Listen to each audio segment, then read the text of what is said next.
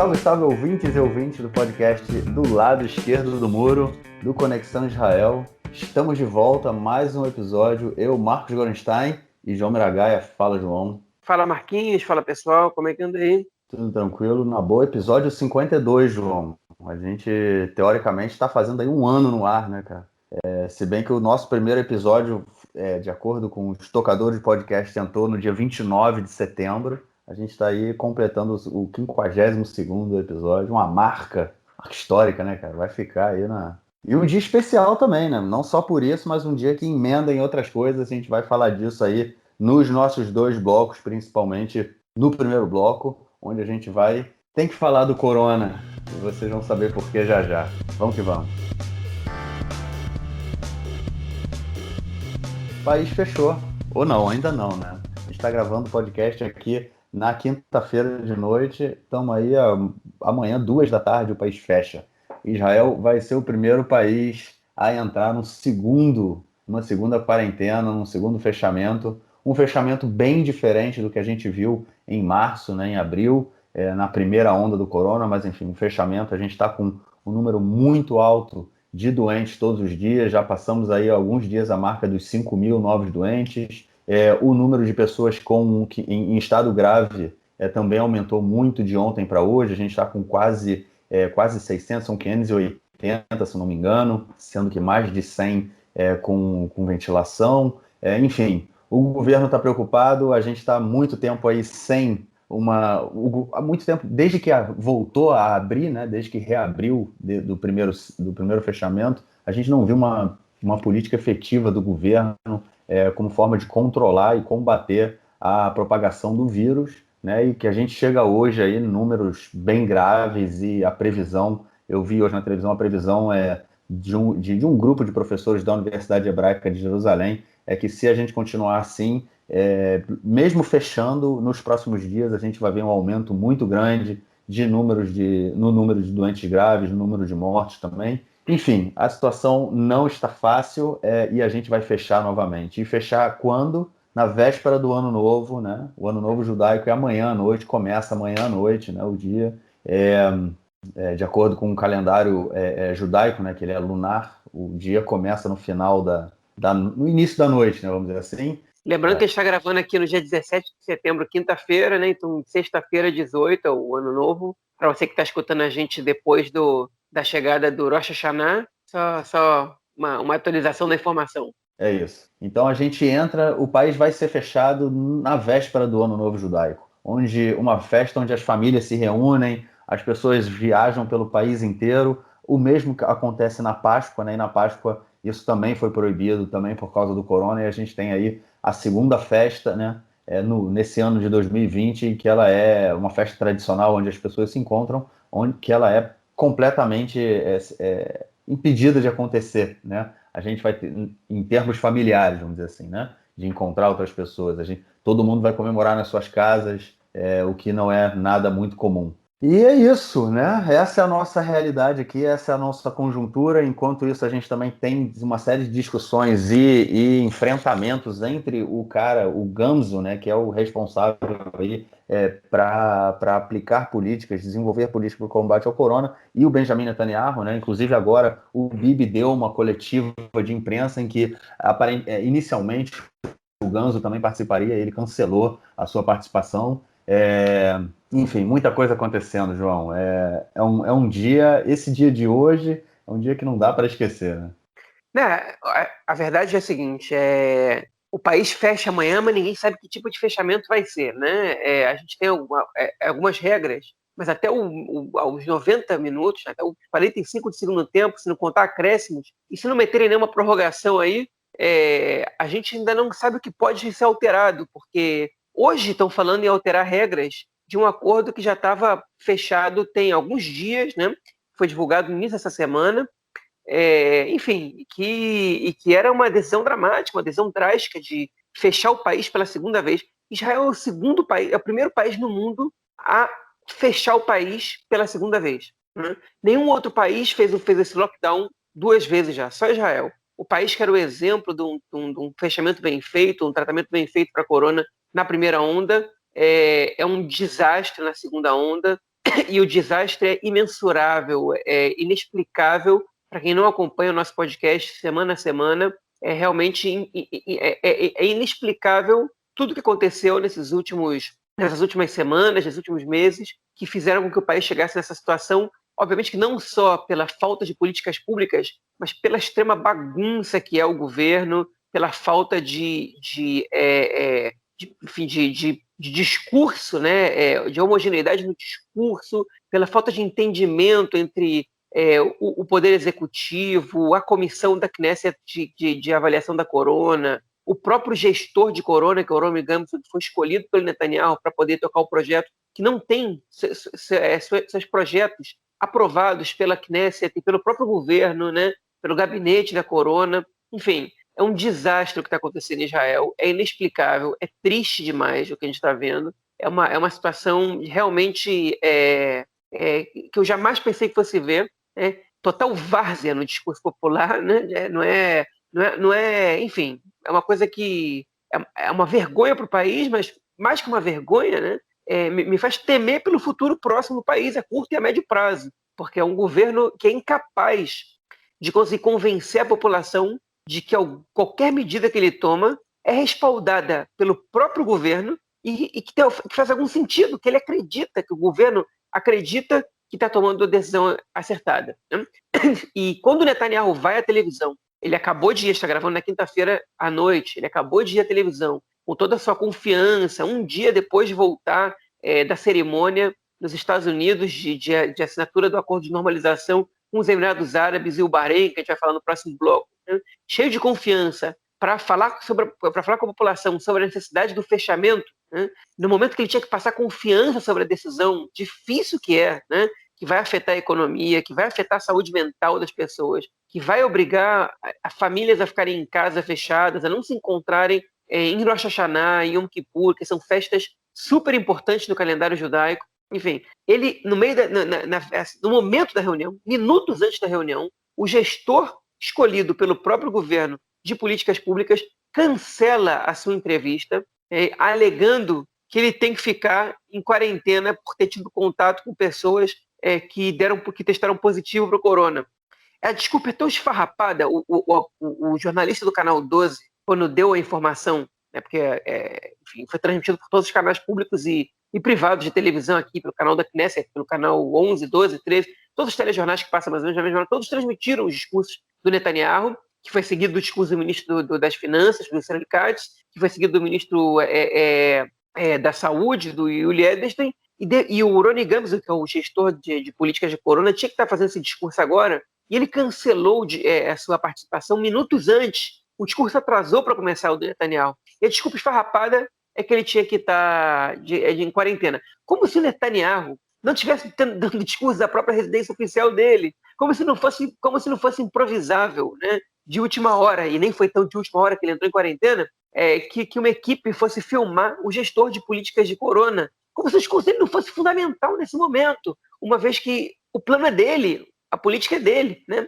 Então, enfim, a sensação que a gente tem é que no momento que a gente precisa de um discurso de momento de união do governo esteja com uma linha, né, clara e lógica e compartilhada por todos os seus membros, o que a gente vê é o que a gente viu nas últimas semanas todas, é que as pessoas não falam a mesma língua, que elas enfim, não compartilham das mesmas decisões e não assumem responsabilidade pelas decisões dos outros, como se eles não fossem parte do mesmo corpo, né? E eu vou dar mais base para essa minha visão sobre a situação. Não é a minha visão, é a visão de 80% do país. Não sei se é 80%, mas essa semana mais de 70% da população classificou como extremamente negativa a maneira como o governo está lidando com a crise da corona, né? E as pesquisas que examinam cenários eleitorais já estão dando para o Yamina, que agora ultrapassou o Yesh Atid e já se firmou como segundo lugar nas pesquisas, 22 cadeiras contra 30 do Likud.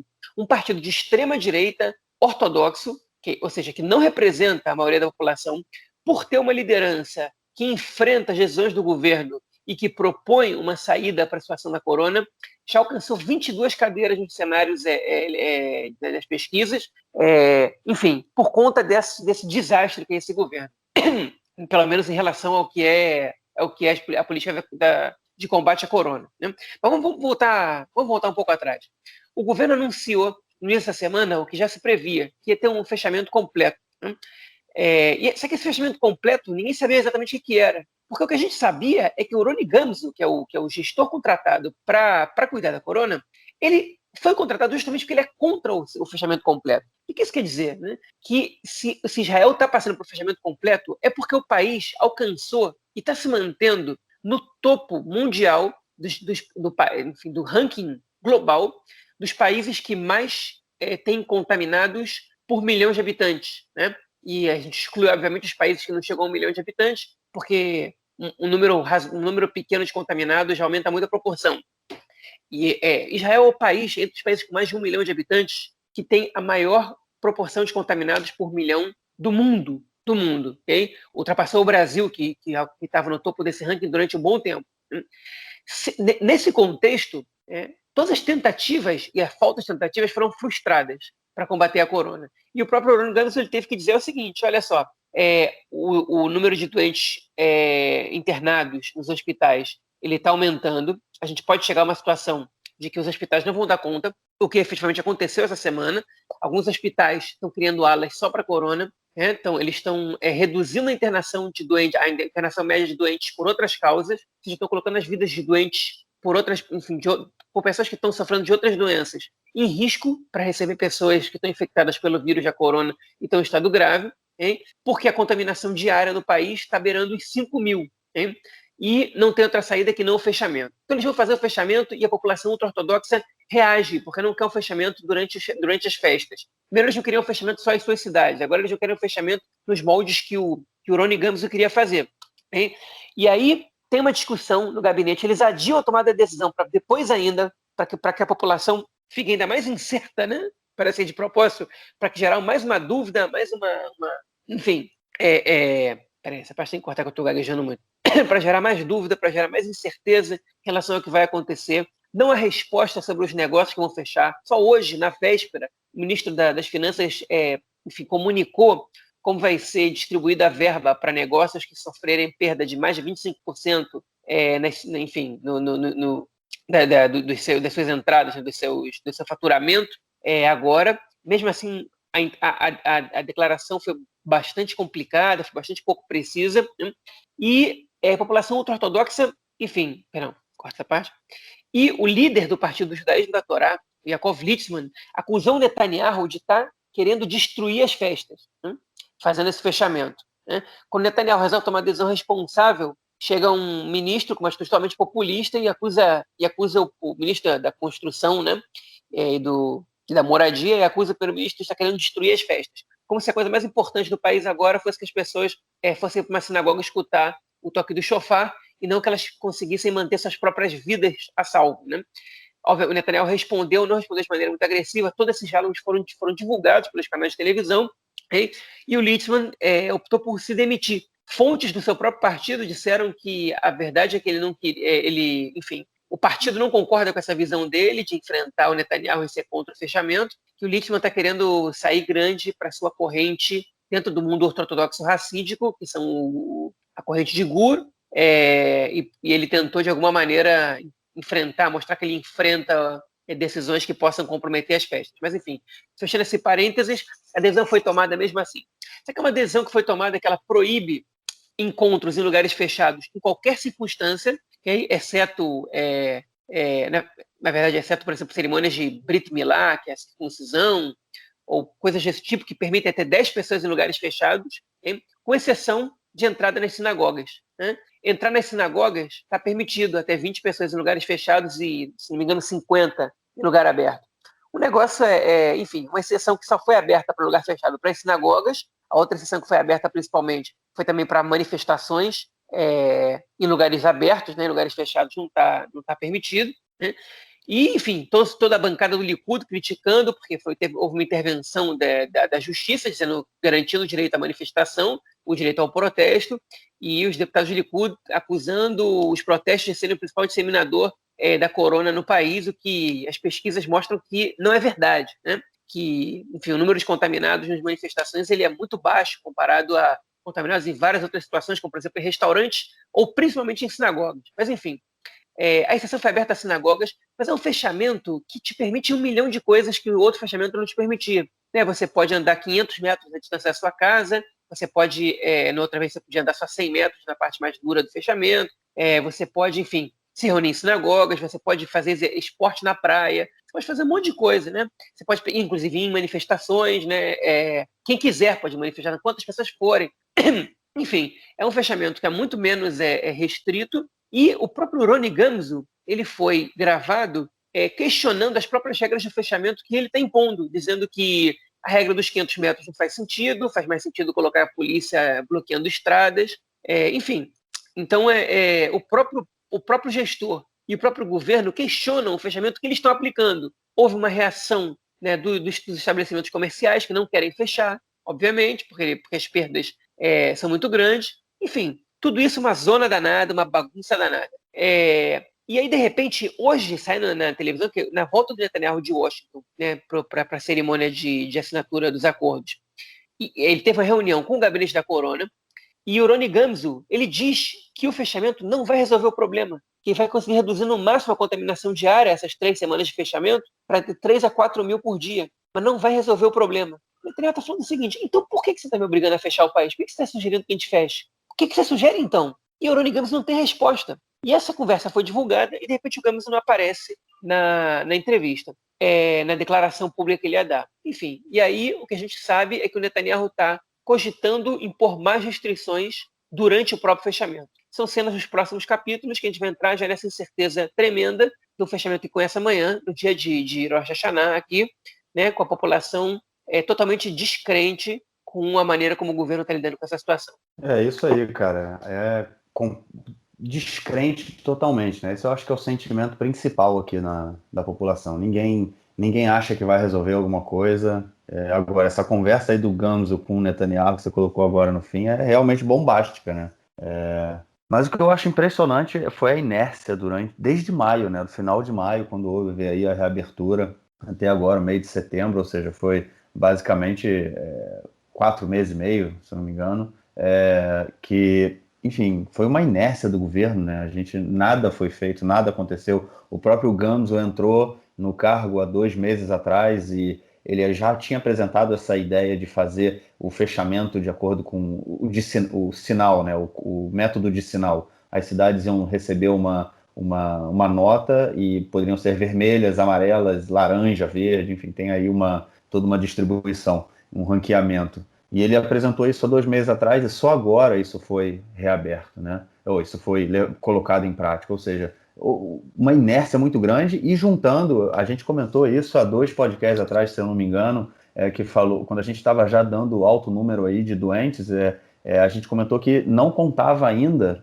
o número de as 2 semanas desde o início, né, dos estudos, né, da volta às aulas, e isso, obviamente, traria um número muito grande de doentes. E agora a gente chegou aí nisso, né? A gente está aí há 2 semanas, um pouquinho mais de 2 semanas aí da volta às aulas, e a gente chegou há dias essa semana com 5 mil novos doentes. É o resultado, né? É o resultado. Quando não leva a sério, é assim que dá. E essa insegurança total, as pessoas estão realmente bem. O que está todo mundo pensando é uma forma de poder sair para o trabalho e se a polícia parar em alguma blitz, né? Como é que faz para a polícia não multar? Ou está até falando, porque também está tão flexível esse novo fechamento que é permitido trabalhar, né? Então, a pessoa está indo para o trabalho, a pessoa está indo para o médico, enfim. Tem uma série as pessoas já estão pensando em desculpas, né?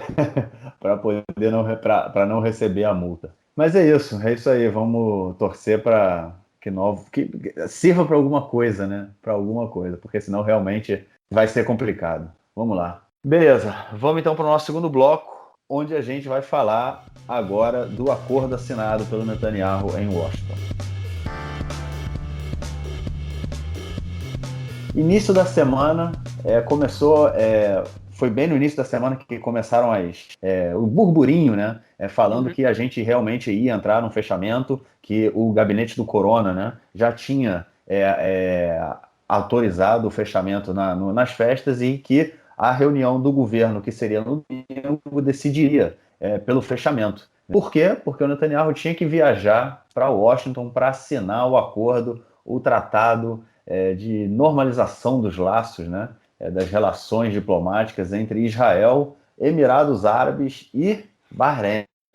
O Bahrein entrou na jogada aí de última hora, apareceu aquele elemento surpresa, né, cara? Chegou ali o Bahrein como quem não queria nada e, enfim, assinou também um acordo com Israel, um outro país ali do Golfo Pérsico, que assina, né, um acordo de cria relações diplomáticas, normaliza relações diplomáticas com Israel. É o quarto país de maioria árabe, né, que toma esse passo, dá esse passo. Enfim, Netanyahu foi a semana, desde que foi anunciado, né, já vem falando aí como um acordo de paz, né, enquanto o João até falou, né, os dois países não estavam em guerra, então como é que você está fazendo um acordo de paz, né? Só não se reconheciam. E além disso, a gente comentou que as relações entre Israel e os Emirados Árabes elas já existiam há muitos anos, né? Não é nada novo. O Shimon Peres já tinha ido, inclusive, aos Emirados Árabes há algumas décadas atrás. E a mesma coisa acontece com o Bahrein, né? Já também a relação entre Israel e Bahrein não é uma coisa nova. Ela é sempre por debaixo dos panos, né? Aquela coisa ali, ninguém fala muito, mas acontecia. E agora isso tudo aí vem, sobe, né? Assinam aí os países esse acordo de normalização. Aparentemente, Israel vai abrir uma embaixada, né, em Dubai e os Emirados Árabes vão abrir uma embaixada em Jerusalém ou Tel Aviv, João? Vão abrir em Tel Aviv, né? Vão abrir em Tel Aviv, não vão É abrir em claro. Jerusalém. Mas enfim, vão abrir a embaixada deles lá em Tel Aviv.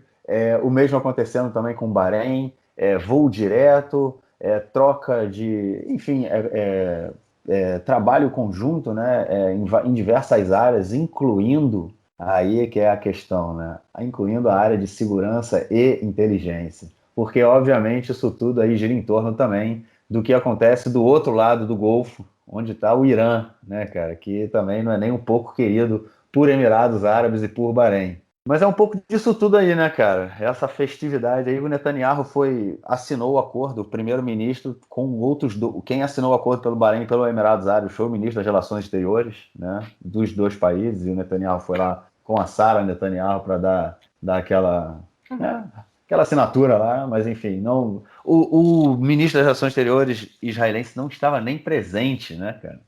Mas é isso aí, cara. Foi uma festa pro Netanyahu, pelo menos. Foi uma festa para Netanyahu.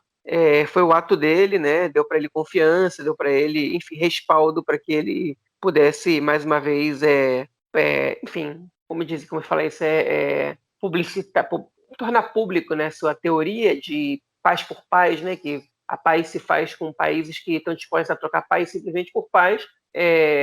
Enfim, como a gente já comentou, tecnicamente esse não é um acordo de paz. Quem chama esse acordo de paz está querendo dotar de simbolismo essa normalização. Isso é permitido, está tudo bem. O simbolismo é uma maneira de interpretar o que são os acordos. Normalmente também está contagiado pela ideologia, né? Quando você está, enfim, querendo dar um nome simbólico a algo, você quer dizer alguma coisa. Uma das pessoas que disse isso foi o Amit Segal, que é um jornalista do Canal 12, totalmente identificado com a direita, defensor do Netanyahu, né, que disse que esse é um acordo de paz porque ele, enfim, apesar dele não juntar dois países que estavam em guerra, né, ele transforma a realidade da relação de Israel com o mundo árabe. Né?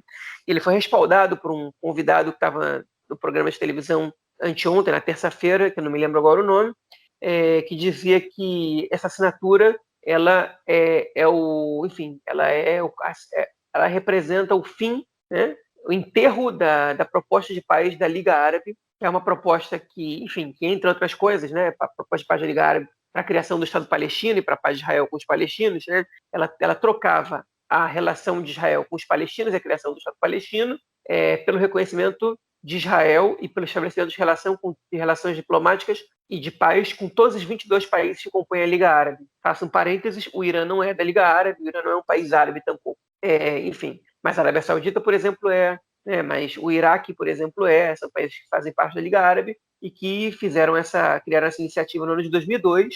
A iniciativa não foi aceita nunca por Israel, ela tem problemas, os árabes já flexibilizaram algumas das propostas, mas ela ainda não agradou a nenhum primeiro-ministro israelense a ponto das conversas progredirem para algum sentido. Os palestinos, é importante dizer isso, apoiam a iniciativa da Liga Árabe. Mas, enfim, então essa assinatura dos Emirados Árabes e do Bahrein de normalização, de criação de relações diplomáticas com Israel, efetivamente, ela tem uma importância política no cenário do Oriente Médio. Né? Ela realmente dificulta um pouco, ela tira força da proposta da Liga Árabe, ela tira força da própria Liga Árabe, e ele enfraquece as relações diplomáticas dos palestinos, né? Enfim, e as suas amizades com o mundo, no sentido de que a pressão que os palestinos podiam fazer sobre Israel, ela perde força quando dois países da Liga Árabe assinam acordos de diplomacia plena com Israel. Por que eu não concordo com essa visão? Por duas razões. Primeiro que a gente está falando de um país do segundo escalão do mundo árabe, que são os Emirados Árabes Unidos. É um país rico, é um país importante de alguma maneira, mas não é nenhuma liderança no mundo árabe. Né? A gente não está falando nem no mundo árabe, nem no mundo islâmico. Né? A gente não está falando nem da Arábia Saudita, a gente não está falando do Iraque, que ainda que seja um país com um cenário totalmente conturbado, é um país muito maior, com reservas de petróleo ainda maiores, né? com uma população maior, né? A gente não está falando da Turquia, que, por exemplo, foi um dos países que condenou esse acordo, ainda que tenha relações diplomáticas com Israel. É um país que disputa uma posição de liderança no mundo islâmico muito mais do que os Emirados Árabes Unidos, nem do que o Irã, que tampouco é árabe e que também está ali disputando essa liderança nesse contexto, nesse cenário. Né? É impossível comparar esse estabelecimento de relações com o que foi o acordo de paz com o Egito e com a Jordânia, principalmente com o Egito, porque o Egito era a principal liderança do mundo árabe até os anos 70. Né? Era como se Israel fizesse o acordo de paz, era mais como se Israel fizesse o acordo de paz com a Arábia Saudita. O Egito era a principal liderança do mundo árabe, parte do seu protagonismo. O Egito perdeu também pelo acordo de paz com Israel. O Egito também abdicou de ser uma liderança ideológica no mundo árabe. Mas, enfim, então o Emirados Árabes é um país de segundo escalão e o Bahrein é de terceiro escalão, um país totalmente periférico no mundo árabe, tem ali uma reserva de petróleo, tem algumas nuances interessantes, com a população mais xiita que sunita, né, e o Bahrein claramente está assinando esse acordo porque está tentando fugir da pressão e da influência iraniana sobre a sua população, sobre a sua política interna, uma vez que o rei ele não é xiita, mas entre 60% e 70% da população é xiita, é formada por xiitas, e o Bahrein quer se aproximar dos Estados Unidos para evitar que o Irã influencie a oposição a derrubar a monarquia. Né? Então, é uma movimentação da monarquia do Bahrein no sentido de fugir do Irã, de escapar do Irã. Os Emirados Árabes Unidos já estão conectados com os Estados Unidos há muito tempo e era natural que eles seguissem esse caminho, embora não fosse nada obrigatório que eles assinassem esse acordo com Israel. Por exemplo, a Arábia Saudita não assinou. A Arábia Saudita permitiu que os aviões da El Al passassem pelo espaço aéreo saudita, mas afirmou que não ia assinar nenhum acordo com Israel enquanto não houvesse o Estado palestino. O Iraque condenou também, outro país importante, e alguns outros países do mundo árabe, do mundo islâmico, condenaram os acordos, né? Mas alguns não, alguns felicitaram os Emirados Árabes pelos acordos. O Bahrein tinha sido um deles, e outro foi o Omã. Eu aí estou fazendo uma aposta que o Omã pode ser o próximo país que vai normalizar relações com Israel, se realmente acontecer uma onda de normalização como o Netanyahu está prevendo. Né? Mas volto a dizer, são 22 países, a Liga Árabe, a grande maioria desses países não são países nem com grandes reservas de petróleo, nem muito importantes na geopolítica internacional, e que nem oferecem perigo a Israel. Por exemplo, a Somália não oferece nenhum perigo a Israel atualmente. Os países mais críticos para Israel, que fazem parte da Liga Árabe, são realmente a Arábia Saudita e o Iraque, que são grandes lideranças ali, e, obviamente, a Síria, o Líbano e a Palestina, que ainda que não seja considerado um país pela ONU, na Liga Árabe a Palestina é um país. Né? Enfim, são os países que realmente mais fariam diferença se estabelecessem relações diplomáticas com Israel hoje em dia. E nenhum desses 4 países, de 5 contando com a Palestina, está nem perto de assinar algum acordo com Israel. Enfim, todos eles criticaram a normalização com os Emirados Árabes Unidos e com o Bahrein. Alguns foram mais duros na crítica, né? Outros um pouco mais suaves. Mas, enfim, então isso representa uma vitória para o governo Netanyahu, representa uma notícia positiva para Israel, sem dúvida, mas a gente tem que colocar as coisas em suas devidas proporções. Não é uma nova era no Oriente Médio, okay? É uma tendência, é uma tendência que a gente pode, enfim, confirmar se ela vai continuar se expandindo com países periféricos ou não. Eu imagino que talvez um pouco mais sim, mas ela não altera radicalmente a geopolítica global e, na minha opinião, também não enterra a posição da Liga Árabe, embora enfraqueça. Okay? Enfim, agora tem algumas coisas interessantes que a gente tem que comentar sobre esse acordo, okay? Que são, enfim, toda a viagem do Netanyahu para Washington já foi muito conturbada. Ele quis ir sem nenhum outro membro do primeiro escalão do governo, quis ir sem o ministro do exterior, que é o Gabi Ashkenazi, né? Queria num avião particular, recebeu muitas críticas para não pegar corona, ele queria num avião particular só para ele e para sua família, recebeu muitas críticas, ele desistiu, foi no avião com o resto da delegação israelense e com os jornalistas que foram cobrir o evento, né? Enfim, chegou em Washington, o ato foi cheio de gente, ninguém estava usando máscara, porque o Trump não gosta que as pessoas usem máscaras em eventos oficiais para não dar uma imagem dos Estados Unidos de país perigoso, de país muito contaminado, né? Enfim, e o Netanyahu se recusou a ficar de quarentena na volta também, acabou que vai ficar de quarentena 5 dias, que não é o período que as pessoas aqui têm que ficar de quarentena quando tem contato com doentes ou quando voltam do exterior. Eu agora estou de quarentena pela 4ª vez. Não sei, eu não fiz exame dessa vez, vou fazer em alguns dias, mas não necessariamente você precisa estar doente para entrar de quarentena. Você voltar do exterior ou ter contato com doentes é o suficiente. Enfim, meu filho teve contato com doentes, eu também, então a gente está de quarentena.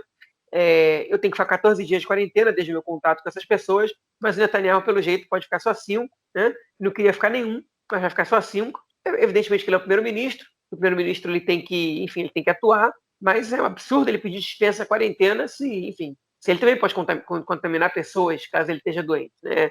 O exemplo pessoal é fundamental. Passando desse ponto para frente, o que é mais interessante nessa situação toda? Né? O Netanyahu, ele resolveu assinar o acordo sozinho. Ele manteve os tópicos do acordo secretos até depois da assinatura do acordo, tanto com os Emirados Árabes como com o Bahrein. Ninguém sabia o que estava escrito. Não existe nenhuma lei que obrigue a Knesset a aprovar o acordo, nem que obrigue o governo a aprovar o acordo. Okay? Mas existe uma tradição, um costume dos acordos serem aprovados pela Knesset e pelo governo, não necessariamente nessa ordem, antes da assinatura dos mesmos. E nem a Knesset, nem o governo aprovaram o acordo, até porque eles não tinham conhecimento de nada, absolutamente nada do acordo. Né? Enfim, então não é uma obrigação, mas o Netanyahu ele manifestou o desejo de passar o acordo pela Knesset e pelo governo, mas só depois de ter assinado. E o mais curioso de tudo isso é que ele chegou lá em Washington e no dia da assinatura ele descobriu que ele não tinha autoridade para assinar esse acordo. Só o ministro das Relações Exteriores podia assinar esse acordo, que é o Gabi Ashkenazi. E o Gabi Ashkenazi teve que assinar uma procuração especial e enviar para o Netanyahu para que ele pudesse assinar o acordo. Né? Ele quis deixar o Ashkenazi de fora, ele fez o Ashkenazi de palhaço nessa situação toda, nem sabia o que estava acontecendo, foi atualizado sobre tudo quando já estava tudo certo, não foi convidado para o ato, e quando chegou lá, o Ashkenazi já teve a bondade, obviamente, ele foi um sujeito, digamos assim, um estadista, no caso, fez a procuração. Também seria um boicote muito feio para o Netanyahu se ele não tivesse feito, mas, enfim, ele fez a procuração, o Netanyahu assinou em seu nome, né? Tipo, o nome do Ashkenazi, porque o Netanyahu não tem essa autoridade para assinar, e o acordo está feito. O que está escrito nesses acordos? Nada demais. São acordos que enfim, com o Bahrein, na verdade, o acordo é só uma folha de intenções, nada, está muito pouco claro, mas com o Bahrein diz uma coisa que com os Emirados Árabes não diz. O acordo com o Bahrein afirma claramente que uma solução justa para a questão palestina tem que ser tomada nos próximos anos. Os Emirados Árabes não têm esse tópico, tem protocolos de trabalho junto em relação à saúde, economia, a crise da corona, a turismo, e um monte de coisa, né, de cooperação mútua. Óbvio que isso foi construído nas últimas semanas, teve delegação israelense indo para Dubai e tudo mais. O Bahrein não foi assim, o Bahrein entrou na onda no finalzinho, mas eles exigiram que no acordo com eles tivesse escrito que os esforços para ser criado um Estado palestino, uma solução justa para o problema palestino, iam ser tomados pelos múltiplos lados. Né? Enfim, os Estados Unidos também assinaram os acordos multilaterais, que ficaram conhecidos como os Acordos de Abraão, né, em português, ou Abraham, Esquemei Abraham, ou Abraham Agreement, não sei exatamente como traduziram para inglês, mas quando se falarem daqui a alguns anos sobre esses acordos firmados e assinados entre Israel, os Emirados Árabes e o Bahrein, a gente vai ter que se referir a esse nome, os Acordos de Abraão. A ideia, pelo jeito, veio do governo dos Estados Unidos, dizendo que participaram dessa assinatura cristãos, judeus e muçulmanos, todos eles consideram que o Abraão, né, o patriarca, é o pai de todos esses povos atualmente, tanto dos judeus como dos árabes, como, enfim, o que culminou na religião cristã, embora o cristianismo não seja exatamente um povo, assim se decidiu chamar esses acordos de normalização. É isso, né? A festança do Netanyahu conseguiu realmente, colocou, deu aquele enchida no peito, né? De pavão, sabe? Abriu a cauda do pavão ali, assinou o acordo e vamos. E agora veio para Israel para. O país inteiro vai entrar em isolamento, João. Ele não podia entrar em isolamento também com o país, cara. Pô, se eu vou ficar em casa, por que o Ben Netanyahu tem que sair, cara? Tinha que sair 500 metros da casa dele, mais do que isso não dava, não, cara. Mas eu acho que não vai ser assim, né? Vamos ver como é que o Yair vai sair de casa também, o filho dele, né? Enfim, foi a família inteira, né? Devem ter curtido bastante Washington. Foi a família inteira. Pois é, agora eu queria te lembrar duas coisinhas rapidinhas que eu esqueci de comentar na minha fala. A primeira, o Netanyahu não citou a palavra palestinos nenhuma vez no seu discurso. Quando ele chegou em Israel, no discurso que ele deu hoje, ele citou o Irã. Os palestinos ele não falou nenhuma vez, né? O líder do Bahrein e o líder dos Emirados Árabes sim falaram dos palestinos. Inclusive o Trump falou que vai chegar o momento que os palestinos vão estar prontos para assinar o acordo, porque até o Netanyahu já está cansado de guerra. Assim o Trump falou. Não sei se foi um ato falho ou o que ele quis dizer com isso exatamente, mas assim ele colocou. Segunda coisa que eu queria destacar é que nos acordos, nem com o Bahrein, nem com os Emirados Árabes Unidos, o Netanyahu ele exige que esses países reconheçam Israel como um Estado judaico. É evidente, Israel também não exigiu isso do Egito, nem da Jordânia, nem do Brasil, nem dos Estados Unidos, nem de nenhum outro país com quem Israel tem relações diplomáticas hoje em dia, né? O Netanyahu insiste nessa exigência em relação aos palestinos. Ele diz que essa é a raiz do conflito. Que os palestinos se recusam a admitir que esse é um Estado judeu e por isso o conflito existe. A questão é, será que os Emirados Árabes também não se recusam a admitir que esse é um Estado judeu? Né? Se Netanyahu colocasse isso como exigência, será que os Emirados Árabes iam assinar esse acordo? Eu imagino que não. Né? Então, acho para mim, na verdade, não é nem um pouco curioso, para mim é bastante óbvio, né? Mas isso é parte, enfim, da minha conclusão lógica de que o Netanyahu não está interessado em fazer nenhum acordo com os palestinos, caso contrário, ele não insistiria nessa exigência, que tem como objetivo, claramente, criar um ponto de impasse com os palestinos para que as negociações não avancem, porque ele põe isso como critério, enfim, como ponto essencial para a assinatura do acordo. Eles reconhecem Israel como um Estado judeu. Né? E isso não vai acontecer, porque na cabeça, enfim, na mentalidade palestina, como na mentalidade do mundo árabe, reconhecer Israel como um Estado judeu é reconhecer que Israel é um Estado que é mais dos judeus do que dos seus outros cidadãos. E os palestinos se identificam muito com os árabes israelenses, que são palestinos que ficaram no país e receberam cidadania israelense. Então, eles enfim, jamais vão reconhecer essa cláusula, essa imposição do Netanyahu. E, enfim, enquanto o Netanyahu seguir com essa exigência, nenhum acordo vai ser assinado. E a prova de que isso não é essencial para que um acordo de normalização, inclusive de paz, como o próprio Netanyahu se refere aos acordos assinados recentemente, de que isso não é necessário, é que ele não exigiu isso dos outros países. Eu queria só deixar esse adendo aí, porque para mim isso é óbvio, mas tem que ser lembrado. Bom, só queria acrescentar uma coisa que em relação a esses acordos, né, entre o Israel, Emirados Árabes e o Bahrein, e esse aceno aí de Oman, né, que a gente vê uma mudança aí também nas prioridades, né, de muitos países no Oriente Médio. Né? O conflito palestino-israelense, ele sem sombra de dúvida, ele cai muito na escala. Né? Hoje em dia, o principal problema, né, que os países árabes enfrentam no Oriente Médio é o Irã, né, que como o João bem colocou, é um país persa. Né? Então, assim, e a gente vendo geograficamente, né, pensando geopoliticamente, onde fica o Omã, Bahrein e o Emirados Árabes, é todo mundo ali em fronteira marítima com o Irã, né, do outro lado do Golfo. E também um aceno da Arábia Saudita, né, que não só em relação aí ao voo da delegação israelense que passou por cima do território, muito se fala, né, dessa possibilidade aí do futuro da Arábia Saudita assinar também um acordo. Enfim, eles negam, né, que isso não vai acontecer, mas se fala muito disso. E também foi falado agora nessa assinatura, o Netanyahu falou, né, também foi falado, ele falou, então não sei até que ponto a gente pode achar que é verdade tudo, né? Pelo menos tudo que ele falou, mas ele falou que mais uns 6 ou 7 países aí poderiam entrar nessa onda de assinar acordos diplomáticos com Israel. 6 ou 7 países é gente pra caramba, cara. Então, eu não sei se é por aí não, ou se foi mais uma jogada do mágico, né? Do Cossema aí, do Netanyahu. Vamos ver como é que ele vai sair depois desse fechamento aí, né? Vamos ver se ele vai conseguir realmente usar esse acordo que ele assinou como uma jogada, como uma cartada, porque esse fechamento que a gente vai passar agora, vai começar agora também, pode dar uma pancada muito grande na imagem do Netanyahu aqui em Israel. Bom, é isso. João, algo mais a acrescentar ou vamos pro bloco do nosso camarada Nelsinho Burras? Vamos lá. Vamos lá, Nelsinho, manda aí.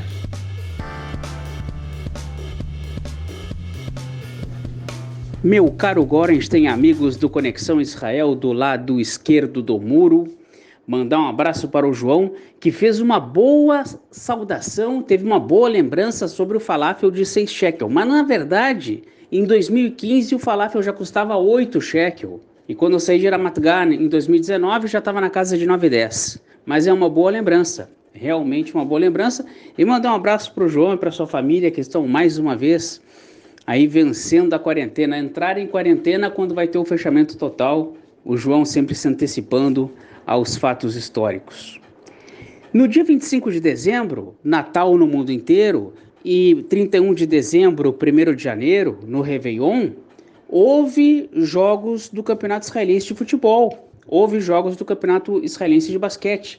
Aqui nessa época não é feriado, mas agorinha, é o Ano Novo Judaico, e aí o pessoal dá uma paradinha de leve no Ano Novo Judaico, principalmente na época do Yom Kippur.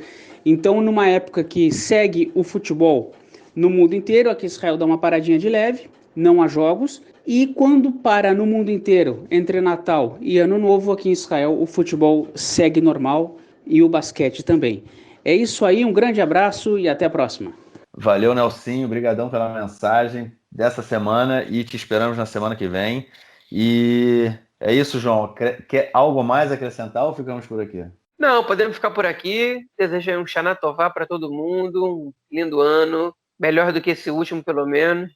Que a gente tenha mais acordos de normalização e de paz, menos corona para esse próximo ano. Pelo menos, é o mínimo que a gente tem que pedir, né? É isso aí. Faço os seus votos, cara. Que seja um ano doce para todo mundo, que a gente possa ter um ano melhor, né? Que seja bem doce, né? E show corona de uma vez por todas. Valeu. A gente se fala então na semana que vem. Grande abraço. Abraço. Tchau, tchau.